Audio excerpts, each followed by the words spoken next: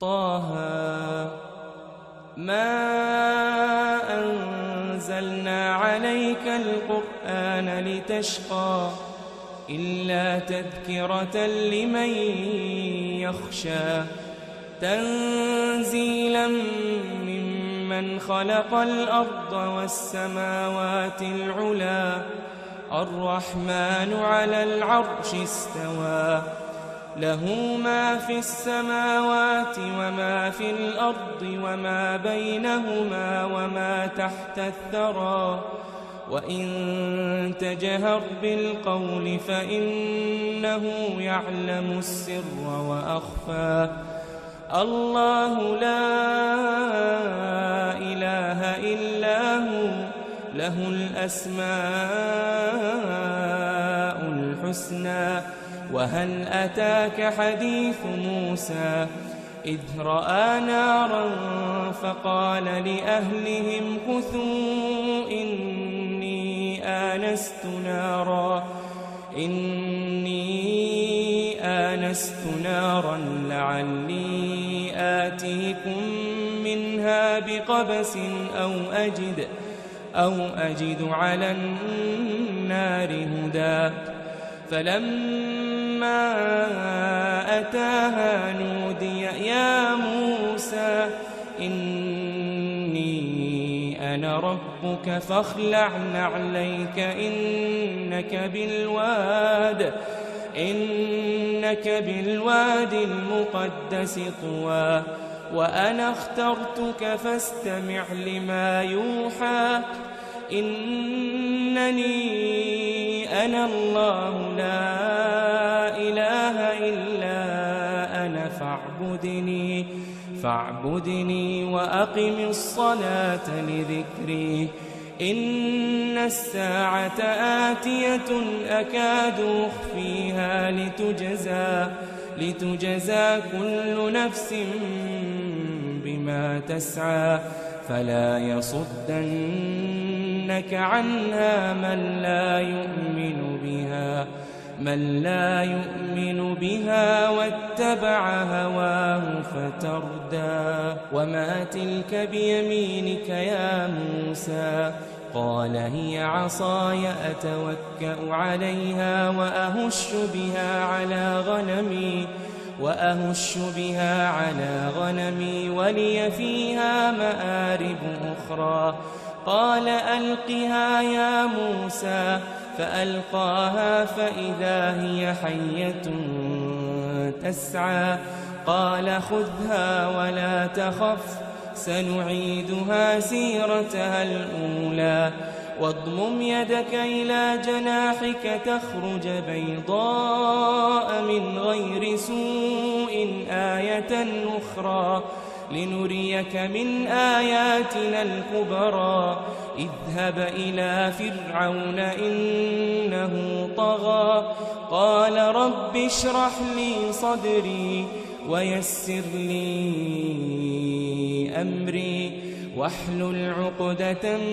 من لساني يفقه قولي واجعل لي وزيرا من أهلي هارون أخي أشدد به أزري وأشركه في أمري كي نسبحك كثيرا ونذكرك كثيرا إنك كنت بنا بصيرا قال قد أوتيت سؤلك يا موسى ولقد مننا عليك مرة أخرى إذ أوحينا إلى أمك ما يوحى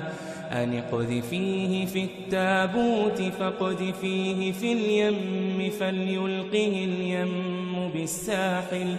فليلقه اليم بالساحل يأخذه عدو لي وعدو له وألقيت عليك محبة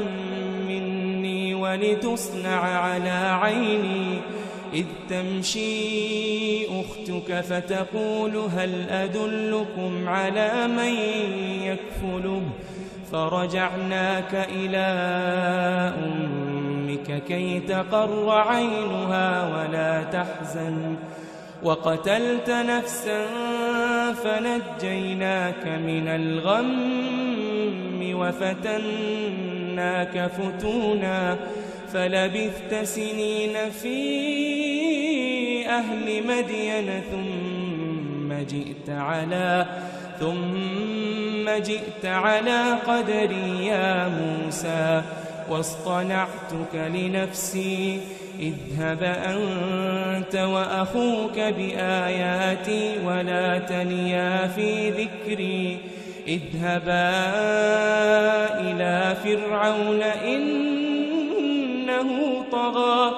فقولا له قولا لينا لعله يتذكر أو يخشى قالا ربنا إننا نخاف أن يفرط علينا أو أن يطغى قال لا تخافا إنني معكما أسمع وأرى قال لا تخافا إنني معكما أسمع وأرى فأتياه فقولا إنا رسولا ربك فأرسل معنا بني إسرائيل ولا تعذبهم قد جئناك بآية من ربك والسلام على من اتبع الهدى إنا قد أوحي إلينا أن العذاب على من كذب وتولى قال فمن ربكما يا موسى قال ربنا الذي أعطى كل شيء خلقه ثم هدى قال فما بال القرون الأولى قال علمها عند ربي في كتاب لا يضل ربي ولا ينسى الذي جعل لكم الأرض مهدا وسلك لكم فيها سبلا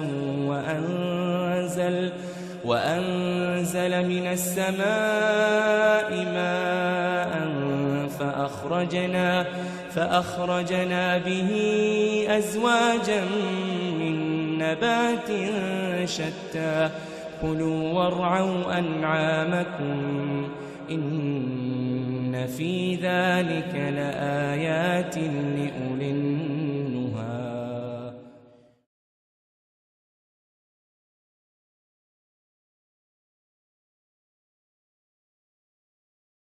ولقد أريناه آياتنا كلها فكذب وأبى قال أجئتنا لتخرجنا من أرضنا بسحرك يا موسى فلنأتينك بسحر مثله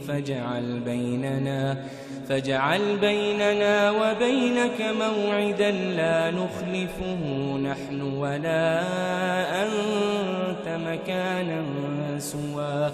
قال موعدكم يوم الزينة وأن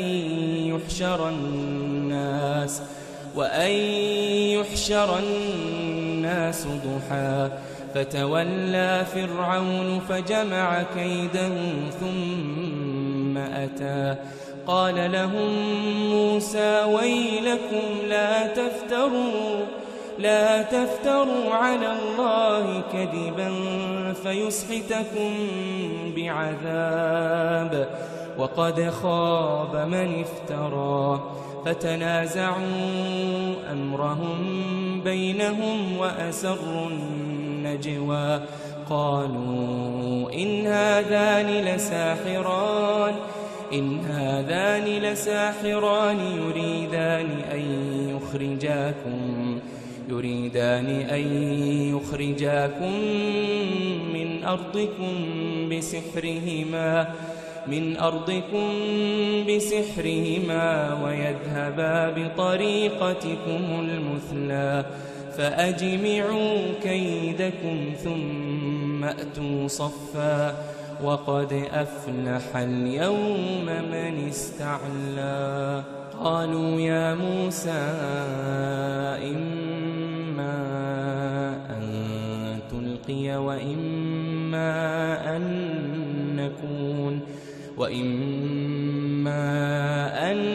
نكون أول من ألقى. قال بل ألقوا فإذا حبالهم وعصيهم يخيل إليه من سحرهم أنها تسعى فأوجس في نفسه خيفة موسى. قلنا لا تخف إنك أنت الأعلى وألق ما في يمينك تلقف ما صنعوا إنما صنعوا كيد ساحر ولا يفلح الساحر حيث أتى. فألقي السحرة سجدا قالوا آمنا برب هارون وموسى. قال آمنتم له قبل أن آذن لكم إنه لكبيركم الذي علمكم السحر فلأقطعن أيديكم وأرجلكم من خلاف ولأصلبنكم في جذوع النخل ولتعلمن أينا أشد عذابا وأبقى. قالوا لن نؤثرك على ما جاءنا من البينات والذي فطرنا فاقض ما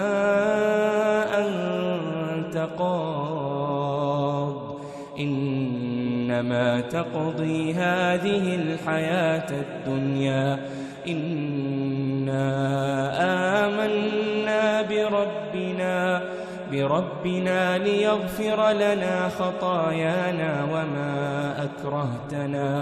وما أكرهتنا عليه من السحر والله خير وأبقى. إنه من يأت ربه مجرما فإن له جهنم لا يموت فيها ولا يحيا. ومن يأته مؤمنا قد عمل الصالحات فأولئك لهم الدرجات العلى. جنات عدن تجري من تحتها الأنهار خالدين فيها وذلك جزاء من تزكى. ولقد أوحينا إلى موسى أن أسر بعبادي فاضرب لهم طريقا في البحر يبسا لا تخاف دركا ولا تخشى. فأتبعهم فرعون بجنوده فغشيهم من اليم ما غشيهم وأضل فرعون قومه وما هدى. يا بني إسرائيل قد أنجيناكم من عدوكم وواعدناكم جانب الطور الأيمن ونزلنا عليكم المن والسلوى. كلوا من طيبات ما رزقناكم ولا تطغوا فيه فيحل عليكم غضبي ومن يحلل عليه غضبي فقد هوى وإني لغفار لمن تاب وآمن وعمل صالحا ثم اهتدى وما أعجلك عن قومك يا موسى قال هم أولئك على أثري وعجلت إليك رب لترضى قال فإنا قد فتنا قومك من بعدك وأضلهم السامري فرجع موسى إلى قومه غضبان أسفا قال يا قوم ألم يعدكم ربكم وعدا حسنا أفطال عليكم العهد أم أردتم أن يحل عليكم غضب من ربكم فأخلفتم موعدي قالوا ما أخلفنا موعدك بملكنا ولكننا حملنا أوزارا من زينة القوم فقذفناها فكذلك ألقى السامري فأخرج لهم عجلا جسدا له خوار فقالوا هذا إلهكم وإله موسى فنسي أفلا يرون ألا يرجع إليهم قولا ولا يملك لهم ضرا ولا نفعا ولقد قال لهم هارون من قبل يا قوم إنما فتنتم به وإن ربكم الرحمن فاتبعوني وأطيعوا أمري قالوا لن نبرح عليه عاكفين حتى يرجع إلينا موسى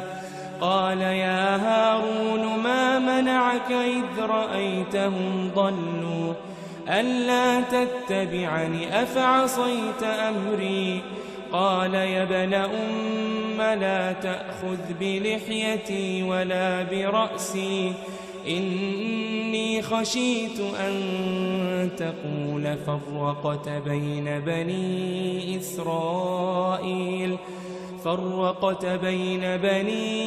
إسرائيل ولم ترقب قولي قال فما خطبك يا سامري قال بصرت بما لم يبصروا به فقبضت قبضة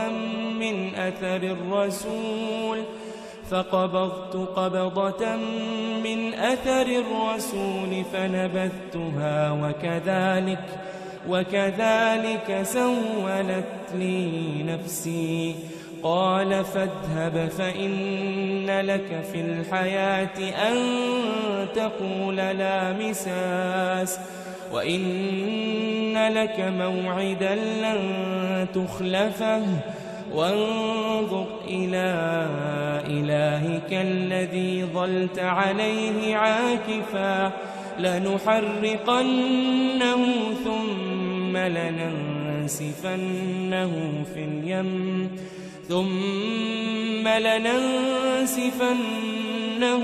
اليم نسفا إنما إلهكم الله الذي لا إله إلا هو وسع كل شيء علما كذلك نقص عليك من أنباء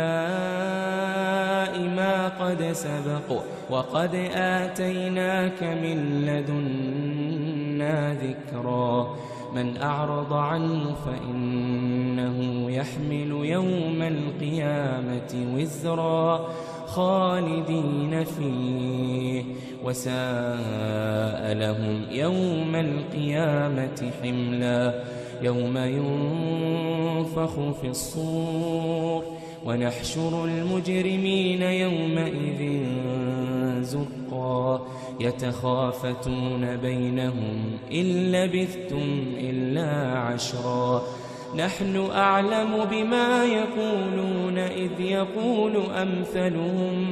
إذ يقول أمثلهم طريقة إن لبثتم إلا يوما ويسألونك عن الجبال فقل ينسفها ربي نسفا فيذرها قاعا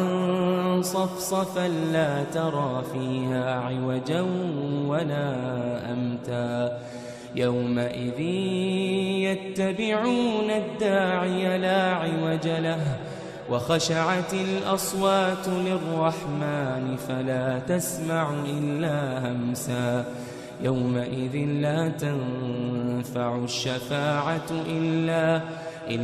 من أذن له الرحمن ورضي له قولا يعلم ما بين أيديهم وما خلفهم ولا يحيطون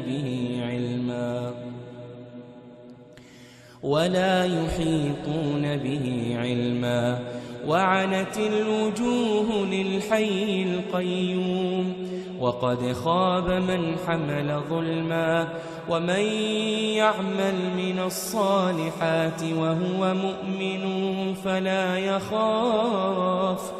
فلا يخاف ظلما ولا هضما وكذلك أنزلناه قرآنا عربيا وصرفنا فيه من الوعيد لعلهم يتقون أو يحدث لهم ذكرا فتعالى الله الملك الحق ولا تعجل بالقرآن من قبل أن يقضى إليك وحيه وقل رب زدني علما ولقد عهدنا إلى آدم من قبل فنسي ولم نجد له عزما وإذ قلنا للملائكة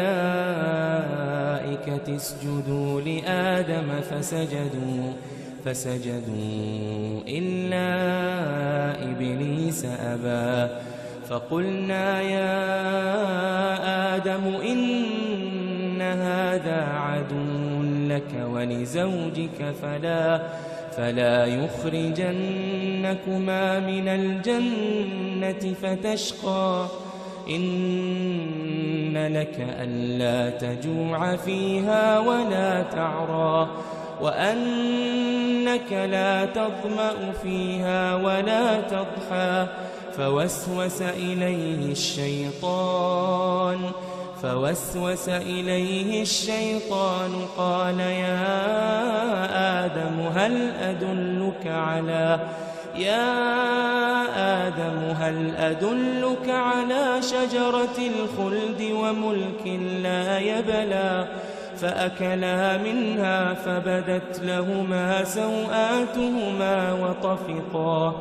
وطفقا يخصفان عليهما من ورق الجنة وعصى آدم ربه فغوى ثم اجتباه ربه فتاب عليه وهداه قال اهبطا منها جميعا بعضكم لبعض عدو فإما يأتينكم مني هدى فمن اتبع هداي فلا يضل ولا يشقى ومن أعرض عن ذكري فإن له معيشة ضنكا ونحشره يوم القيامة أعمى قال رب لم حشرتني أعمى وقد كنت بصيرا قال كذلك أتتك آياتنا فنسيتها وكذلك اليوم تنسى وكذلك نجزي من أسرف ولم يؤمن بآيات ربه ولعذاب الآخرة أشد وأبقى أفلم يهد لهم كم أهلكنا قبلهم من القرون يمشون في مساكنهم إن في ذلك لآيات لأولي النهى ولولا كلمة سبقت من ربك لكان لزاما وأجل مسمى فاصبر على ما يقولون وسبح بحمد ربك قبل طلوع الشمس وقبل غروبها ومن آناء الليل فسبح وأطراف النهار لعلك ترضى ولا تمدن عينيك إلى ما متعنا به أزواجا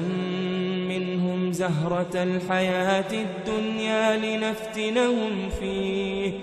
ورزق ربك خير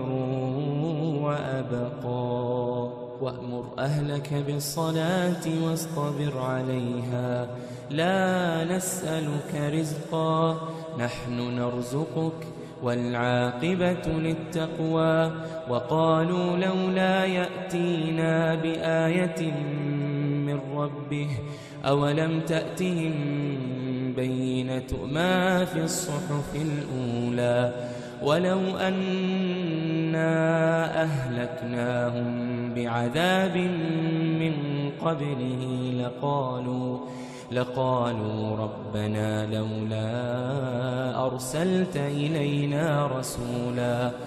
ربنا لولا أرسلت إلينا رسولا فنتبع آياتك من قبل أن نذل ونخزى قل كل متربص فتربصوا فستعلمون من أصحاب الصراط السوي ومن اهتدى.